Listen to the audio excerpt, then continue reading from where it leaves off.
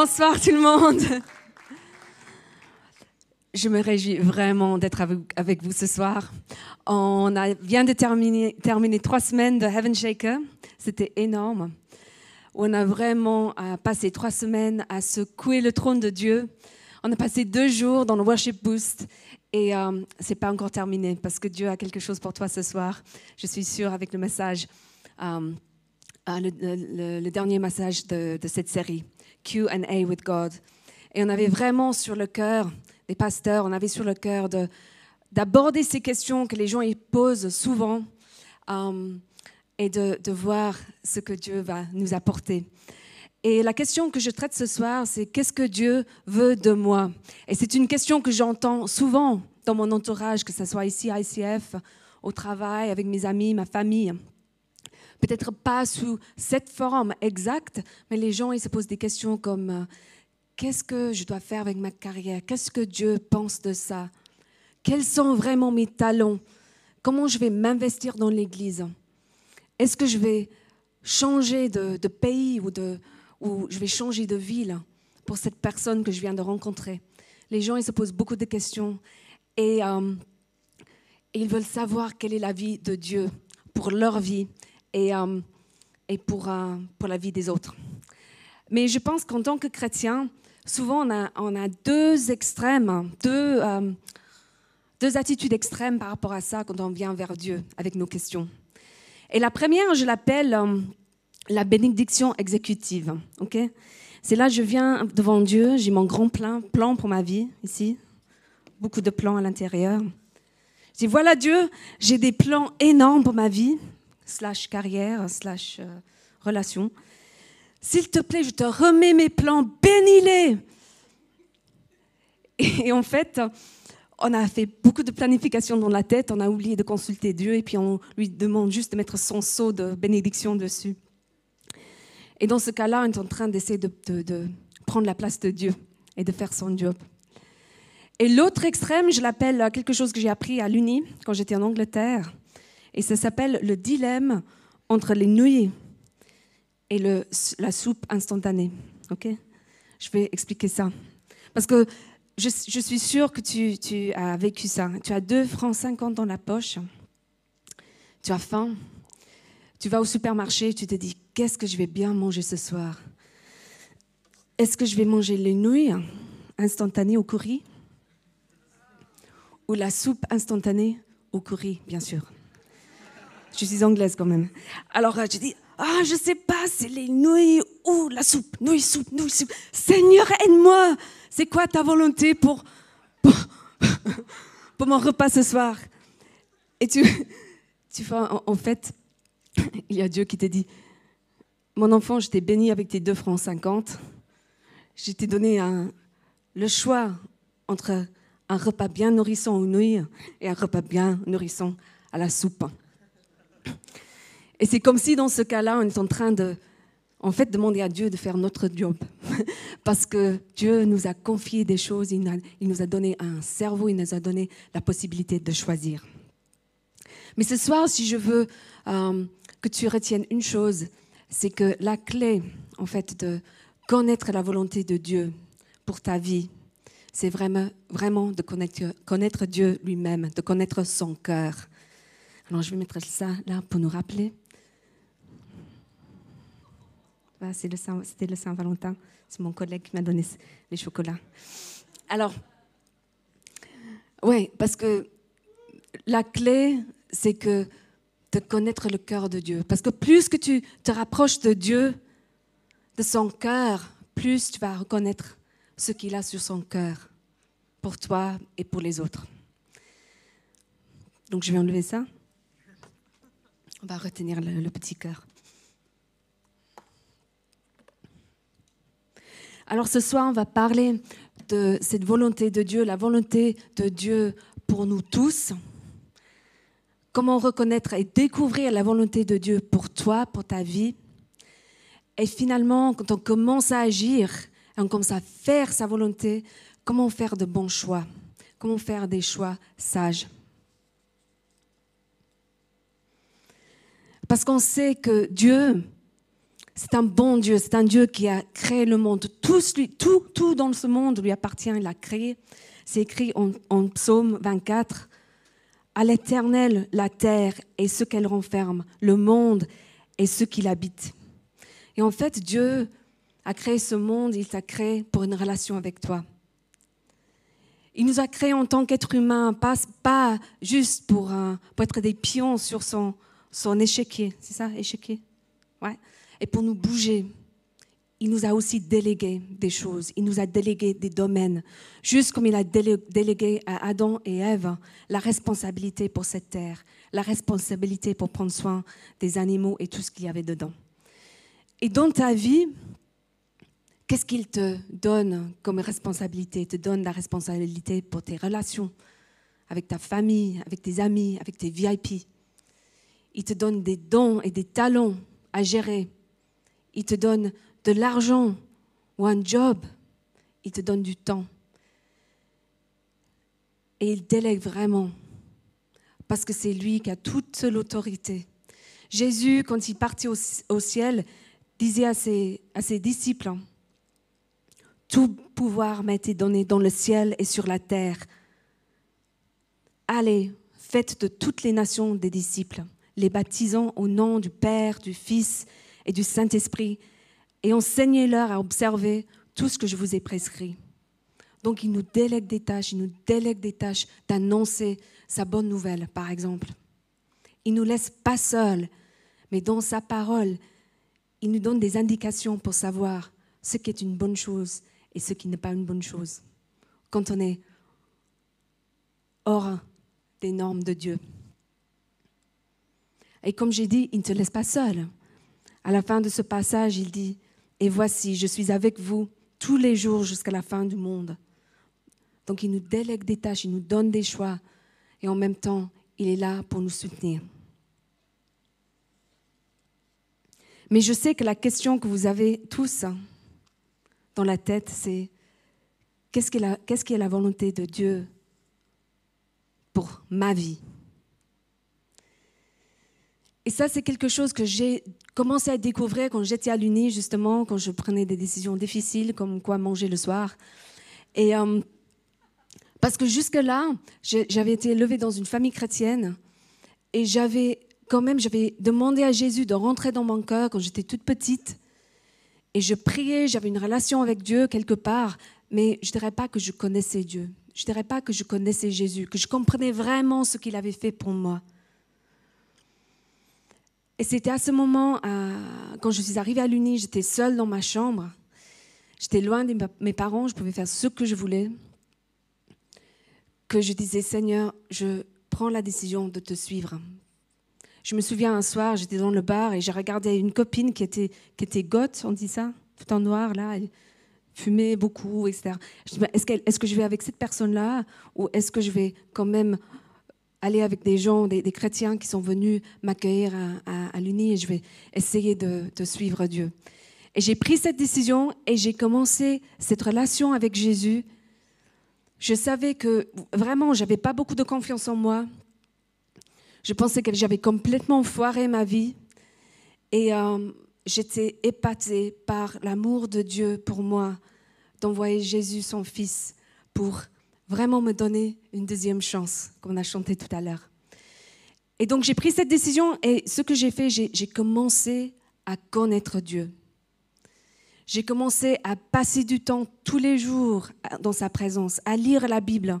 Je suis devenue un petit peu folle, enfin pas folle, mais je mettais des versets sur le miroir, sur les placards, etc., dans ma chambre.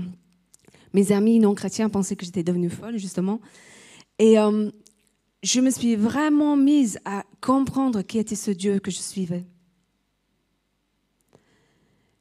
Et tu sais quoi ? Il a vraiment pris soin de moi. Tous les autres soucis sont partis. Et c'est ça qu'il dit dans sa parole. Cherchez premièrement le royaume de Dieu et la justice de Dieu, et toutes ces choses seront données par-dessus. Et justement, Jésus parlait des gens qui se souciaient pour ce qu'ils allaient manger, ce qu'ils allaient se mettre comme vêtements, etc. Donc, la première clé, comme je disais tout à l'heure, c'est de faire de Dieu ton numéro 1. Et après, j'ai commencé à m'engager, je me suis engagée dans le groupe public. Et on m'a donné le job d'être responsable pour les missions à l'étranger. Je pense parce que c'était un job que personne d'autre voulait faire. Ils voulaient faire l'évangélisation sur le campus. Moi, je devais trouver des gens qui voulaient aller loin. Et parce que j'étais apparemment assez enthousiaste. Ils avaient besoin de quelqu'un qui serait enthousiaste. Donc, j'ai commencé à me lancer là-dedans, à faire des choses. Je savais pas quels étaient mes dons. J'avais toujours pas beaucoup de confiance en moi. Mais j'ai commencé à mettre mon identité en Christ. Et tu sais, j'avais le cœur pour le servir. Tu sais ce que Dieu il aime un cœur qui a envie de lui servir. Il y a une dame qui s'appelle Corrie ten Boom. Il y a sûrement certains d'entre vous qui connaissaient son histoire, qui est assez incroyable. Mais elle a dit, plus tu fais la volonté de Dieu, plus il est facile de reconnaître la volonté de Dieu. Donc ça, c'est une clé. Moi, je ne savais pas quel était mon destin. Je ne savais pas ce que Dieu me demandait de faire. Mais je savais que sa volonté, c'était que je lui serve. Et je me suis lancée là-dedans. Et il a été fidèle. Donc fais de Dieu ton numéro 1. Et mets ton identité en Christ. Parce que Dieu t'a créé. Paul dit en Éphésiens 2, 10, « Car nous sommes son ouvrage ayant été créés en Christ pour de bonnes œuvres que Dieu a préparées d'avance afin que nous les pratiquions. » Quand Dieu t'a créé dans le ventre de ta mère, il a créé ton corps, ce qui était incroyable déjà, mais il était aussi en train de préparer ta personnalité. Il était en train de préparer les voies dans lesquelles tu vas marcher et les bonnes œuvres. Les bonnes œuvres. Et tu sais, la clé que j'ai appris par la suite, c'est que la volonté de Dieu pour ma vie, mon destin, ce n'est pas forcément quelque chose que je vais faire. Oui, je vais faire des choses. Mais ce qui est important, c'est d'être la personne et de devenir cette personne qu'il a créée. Parce qu'il a préparé quelque chose pour moi à pratiquer, à mettre en pratique. Et je vous dis ça ce soir parce que j'ai mis longtemps à le comprendre. Et pour moi, quand j'étais à l'Uni, justement, on parlait d'appel, calling. Ouais. Quel est ton appel? Quand on a quitté l'Uni, j'avais 2 types d'amis. J'avais des amis qui voulaient devenir pasteurs et missionnaires. Moi, je pensais qu'ils étaient fous. Je disais, bon, ça c'est facile. Tu vas passer ta vie avec des chrétiens. C'est vraiment nul. Après, il y avait des amis, bon, je ne leur disais pas. Hein. Maintenant, Dieu, il va rigoler, je sais qu'il rigole maintenant, mais à l'époque, je leur disais, ouais, voilà, hein, passer la vie avec des chrétiens.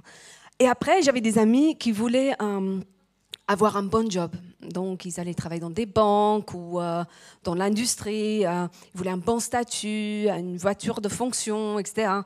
Et je ne voulais pas faire ça non plus. Alors, je ne savais pas du tout ce que j'allais faire. Et tu sais, j'ai dit à une prof, j'adore ce que je fais, j'adore la recherche, j'adore la psychologie. Je voudrais faire exactement ce que je fais aujourd'hui. Alors elle a dit, mais vas-y alors, continue. Alors j'ai fini par faire un doctorat, j'ai fait 3 ans de recherche. Et c'était pas vraiment très réfléchi dans le sens où je n'avais pas vraiment soumis ça à Dieu. Mais c'était juste la chose que j'avais envie de faire et qui semblait logique. Mais je ne connaissais pas vraiment mes talents, mes dons et ce que Dieu voulait de moi. Et si je vous raconte ça ce soir, c'est parce que je voudrais que vous appreniez ça plus rapidement que moi. Parce que c'est seulement il y a 7 ou 8 ans, quand j'ai commencé à me rendre compte des talents que Dieu m'avait donnés. Je suis sûre que d'autres personnes le savaient. Je suis sûre que les gens qui me demandaient l'idée des petits groupes ou de organiser des choses à l'église, eux, ils se rendaient compte, mais moi, je ne me rendais pas compte. Je pensais que vraiment mes talents, c'était nul à côté des autres. Je me comparais des autres. Je pensais que si seulement je pouvais jouer de la musique ou parler en public, ce serait vachement cool. Mais moi, j'avais plutôt des dons qui ne se voyaient pas pour moi. Et ça, je sais que c'est assez commun. peut-être que toi, tu ne sais pas exactement quels sont tes talents. Et c'est seulement en 2003, quand ma mère m'a demandé une fois d'aller l'aider dans une conférence chrétienne, que j'ai eu une expérience de déclic dans ma tête. Parce qu'en fait, elle m'a dit, oui, voilà, Ruth, il y a cette conférence organisée par la Ligue pour la lecture de la Bible, et moi, j'organise un service d'écoute. Je dis, un service d'écoute, c'est quoi ça? Qu'est-ce qu'elle raconte encore? Non, j'adore ma maman. Et j'adore ma maman. Mais parfois, elle a des idées un peu bizarres. Donc, pour moi, j'aurais compris si c'était un service de prière, mais c'est un service d'écoute. Alors, elle m'explique que quand les gens ils vont dans des séminaires, Dieu va leur parler, ils vont réfléchir à des choses, ils ont besoin de débriefer avec quelqu'un et vraiment d'avoir quelqu'un qui puisse écouter. Ce n'était pas mon job de donner mes conseils ou mon avis, mais juste écouter. Je dis, OK, je vais essayer, je peux faire ça. OK, j'arrive. Et puis, il y a deux choses qui me sont arrivées. Alors, une dame, spécifiquement, qui vient me voir. Et j'étais en train d'écouter. Et puis, en même temps, j'étais en train de me regarder, en train de l'écouter. Vraiment, tu connais cette situation. Hein? Tu es un peu en dehors de la situation, comme si c'était comme un film. Et je me suis rendu compte que je ne sais pas ce que je fais là, mais ça marche. Je ne comprends pas. Je ne sais vraiment pas, mais... Premièrement, je sais le faire, je ne sais pas comment. Et deuxièmement, ça semble marcher. Dieu est en train de faire quelque chose, il est en train de changer cette personne. Je vois le Saint-Esprit en train d'agir. Et donc, c'était ces deux choses, que j'étais bonne à l'écoute, et deuxièmement, que c'était quelque chose que Dieu pouvait utiliser. C'était pas évident au début, mais après, je me suis posé la question. Je suis rentrée, j'étais à Genève à l'époque. Je suis rentrée à Genève. Je me suis dit, mais qu'est-ce que je vais faire? Peut-être que je vais faire un master en relations d'aide. Je peux faire ça. Je suis psychologue. Ou qu'est-ce que je vais faire? J'étais à P&G à l'époque, où je suis toujours. Je travaille dans le business. Donc Dieu, il rigole à double façon. Hein. Je fais pasteur, je travaille dans le business. Je voulais pas faire ni l'un ni l'autre. Alors, voilà. Alors, je me pose toutes ces questions. Et en fait, je ne l'ai pas fait, mais plus tard, j'ai commencé à avoir beaucoup plus de gens à manager. J'ai commencé à me rendre compte que je l'aimais beaucoup, aider les gens à se développer, etc. Et que Dieu pouvait m'utiliser dans cette situation. Et c'était plus tard, quand je suis retournée en Angleterre et j'ai eu l'occasion de faire un stage de coaching, de life coaching, où je me suis rendu compte encore de deux choses. C'était premièrement que c'est comme si Dieu mettait en place tout ce que j'avais fait dans ma vie et me montrait pourquoi, les dons qu'il m'avait donnés et pourquoi il avait fait toutes ces choses-là. Même mes décisions pas trop réfléchies, lui, il les avait utilisées pour pour que je sois au bon endroit, au bon moment. Comme par exemple, quand j'avais 19 ans, quelqu'un qui me disait que Dieu voulait me donner des dons spirituels, de sagesse et du discernement. Moi, j'étais là, je ne comprends pas, c'est quoi, sagesse, discernement. J'ai acheté un bouquin sur la sagesse et le discernement, je n'ai rien compris. Je ne comprenais absolument pas. Et après, je ne me rendais pas compte, après coup, que Dieu était en train de m'utiliser, que pendant ce cours de coaching, que j'avais le bon moment, j'avais le bon mot au bon moment, que je pouvais mettre le doigt sur des choses dans la vie des gens sans les faire mal, et que ça révélait des choses chez eux. Et en même temps, la deuxième chose que j'ai découvert, c'est que Dieu m'a donné une passion pour ça. Je suis sûre que Dieu t'a donné une passion pour quelque chose. Moi, la passion qu'il m'a donnée, c'était pour voir des gens vraiment au centre de sa volonté pour leur vie. Je disais, waouh, quel impact quand quelqu'un découvre la raison pour laquelle Dieu les a créés. Premièrement, il découvrait Jésus. Deuxièmement, Dieu peut les utiliser. Et c'est explosif. C'est explosif. Parce que quand tu commences à être la personne que Dieu a créée, quand tu commences à faire ces œuvres que Dieu a préparées pour toi à l'avance, ça change le monde. Et on voit son royaume qui commence à venir et qui va commencer à venir ici à Genève. J'en suis persuadée. Et c'est ça la passion qu'il m'a donnée, mais je suis sûre qu'il t'a donné une passion aussi. C'est peut-être une passion comme moi pour un truc positif, ou c'est peut-être un truc que tu ne peux pas supporter, l'injustice quelque part. Mais s'il y a quelque chose où Dieu t'a donné une passion qui a une passion pour lui aussi. Ça résonne avec son cœur. C'est comme si ton cœur battait au même rythme que son cœur. Et tu mets ça ensemble avec les dons et les points forts qu'il t'a donnés. Tu commences à trouver ton appel. Tu commences à trouver sa volonté pour ta vie. Mais la troisième clé, c'est quels sont les besoins qui sont autour de toi, où tu peux commencer à mettre en action cette passion et en action ces talents.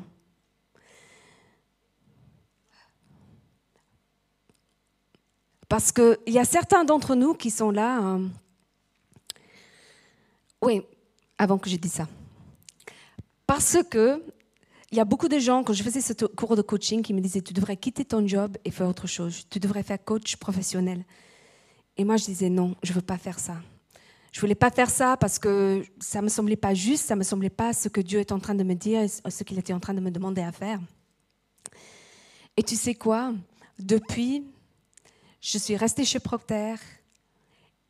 Dieu m'a donné l'occasion de faire un cours de coaching exécutif chez Procter. J'ai pu venir à Genève, j'ai pu servir à ICF.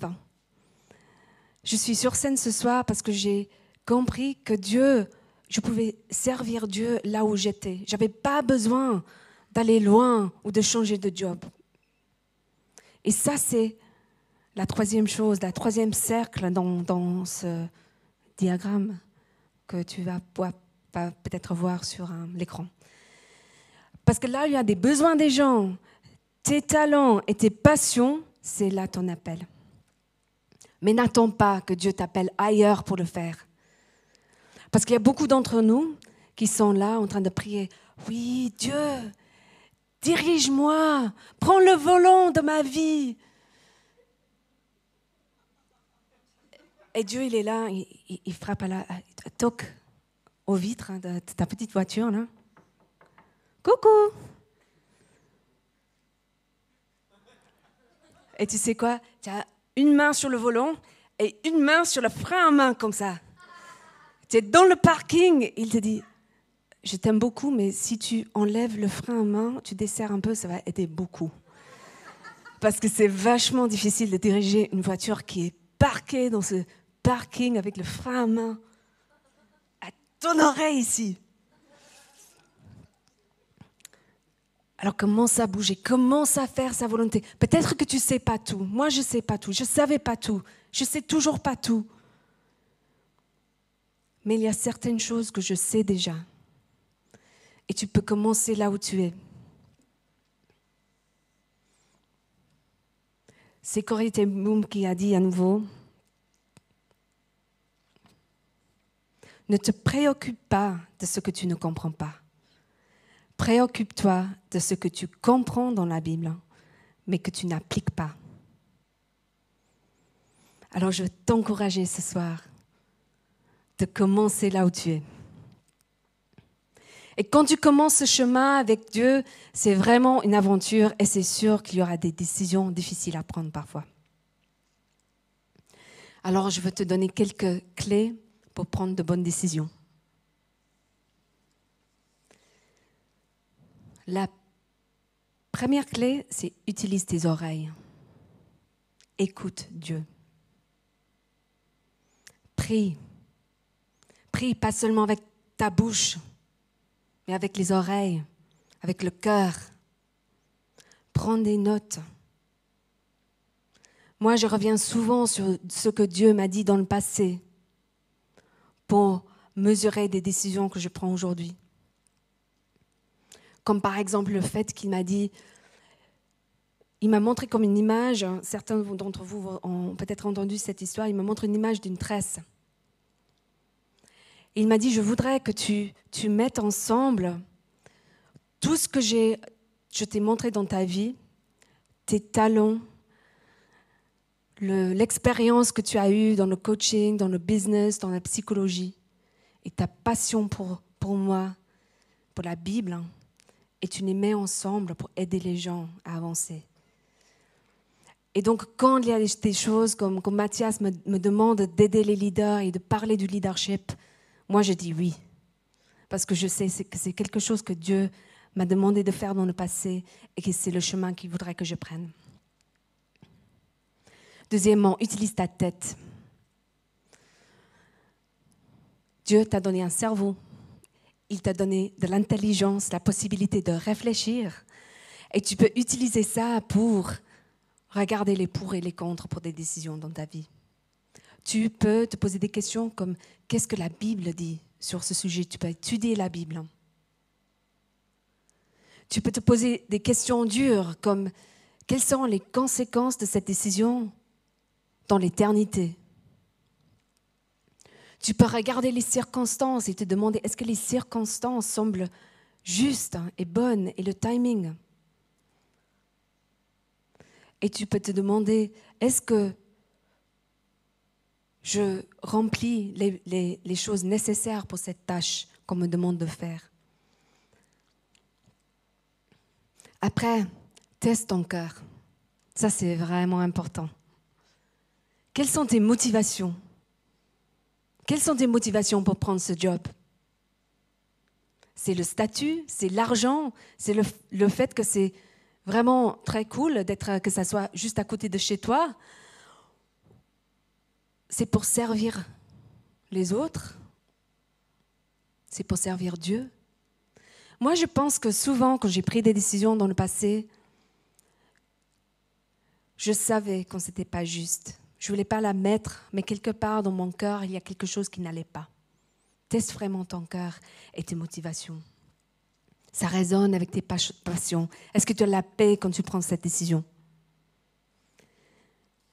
Et dernière chose que je ne veux pas souligner assez, c'est recherche un conseil sage. Ne prends pas une décision importante sans demander l'avis de quelqu'un que tu respectes, qui connaît Dieu, qui écoute Dieu et qui n'a pas peur de te dire si tu es en train de faire une bêtise. Ça peut être un pasteur, ça peut être ton leader de connect, ton leader de mini-groupe, mais choisis quelqu'un à qui tu peux être redevable et qui n'a pas peur de te dire si tu es en train de faire une bêtise. Parce qu'il y a des gens qui vont te dire ce que tu as envie d'entendre. Et il y a des gens qui t'aiment trop pour ne pas te dire que tu es en train de faire une bêtise. Parfois, ça semble sérieux, mais je veux t'encourager, vraiment t'encourager ce soir. Que si tu t'approches de Dieu, tu t'approches de son cœur, il va venir à ta rencontre. Et il nous promet dans la Bible qu'il va terminer ce qu'il a commencé dans ta vie. En Philippiens 1, c'est écrit « Je suis persuadé que celui qui a commencé en vous cette bonne œuvre la rendra parfaite pour le jour de Jésus-Christ. » Et dans ma vie, je suis épatée par la fidélité de Dieu dans ma vie. Avec tout ce que j'ai fait dans ma vie, avec tout ce que je n'ai pas fait dans ma vie, quand je regarde où j'en suis aujourd'hui, il a utilisé chaque situation, mon éducation, mon job chez P&G, tout ce que j'ai appris sur le business et sur le management, tout ce que j'ai appris sur le coaching, mes talents, même le fait que je tombe amoureuse de la France et je passe mes étés à me glander à vendre du vin dans le sud de la France pour pouvoir prêcher ce soir avec mon français un petit peu merdique. Il fait tout dans ta vie il peut le rendre pour faire du bien dans ta vie, pour te faire du bien et pour sa gloire. Et quand j'ai préparé ce soir, c'est comme Dieu me disait, bon, il y a 3 types de personnes ce soir à qui je voudrais parler. Et tu tombes peut-être dans un de ces types ce soir. Il y a certains d'entre vous, je pense, vous cherchez vraiment le cœur de Dieu pour ta vie. Tu voudrais vraiment savoir sa volonté, mais ça semble tellement flou. et tu es même un petit peu frustré par ça. Et Dieu veut t'encourager ce soir, il veut te dire, rapproche-toi de moi, accroche-toi à mon cœur, apprends à me connaître, apprends à connaître le battement de mon cœur. N'aie pas hâte, mais reste dans ma présence. Et je te montrerai le chemin à prendre. Après, il y a un deuxième type de personne. Tu n'as pas beaucoup de confiance en toi, peut-être. Tu ne sais pas quels sont tes talents. Ou peut-être tu le sais, mais tu penses que ce n'est pas très cool. Mais Dieu, il veut t'encourager ce soir, qu'il t'a créé exactement avec ses talents, exprès, pile poil, pour être là où tu es ce soir, à Genève, le 27 février 2011. Il te dit, tu n'es pas là par hasard. J'ai vraiment besoin de ces talents. Ne les laisse pas dans le placard. Sors-les et vas-y. Et après, il y a un troisième type de personne, et c'est le type de personne avec le frein à main. Et à toi, mon pauvre, il veut vraiment donner un gros coup de pied aux fesses. Tu es là depuis un moment, dans l'indécision. Est-ce que je sers ici? Est-ce que je sers là? Dieu, quel chemin je prends? Et il te dit, toi, s'il te plaît, mets ton casque de salut, accroche la ceinture de sécurité, vérité, et enlève le frein à main parce qu'il y a beaucoup de chevaux sous ce capot. Hein. Et vas-y, et je vais te guider. Mais bouge les fesses, s'il te plaît. Je ne sais pas dans quelle catégorie tu tombes ce soir, mais je suis sûre que Dieu veut te parler. Alors, je vais te laisser quelques moments pour réfléchir et je vais revenir prier tout à l'heure.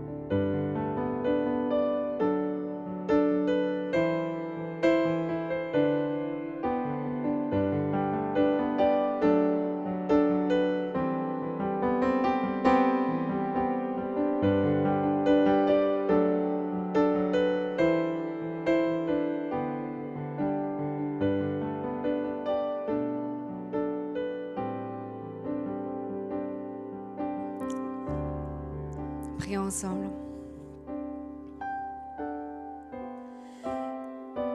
Seigneur, merci parce que tu nous as choisis. Tu nous as choisis pour une relation avec toi. Tu nous as choisis pour bâtir ton royaume ici à Genève et dans notre entourage. Et ce soir, Seigneur, je veux te donner ma vie. Je veux te donner mon corps en tant que sacrifice vivant. Tout mon corps. Les mains, les pieds, le cerveau, le cœur, avec mes passions, avec mes doutes. Je te donne tout ce soir, Seigneur.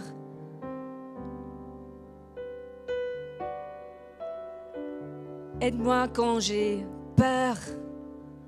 Donne-moi du courage d'enlever ce frein à main. Merci pour ta grâce. Seigneur, je veux changer le monde pour toi ce soir.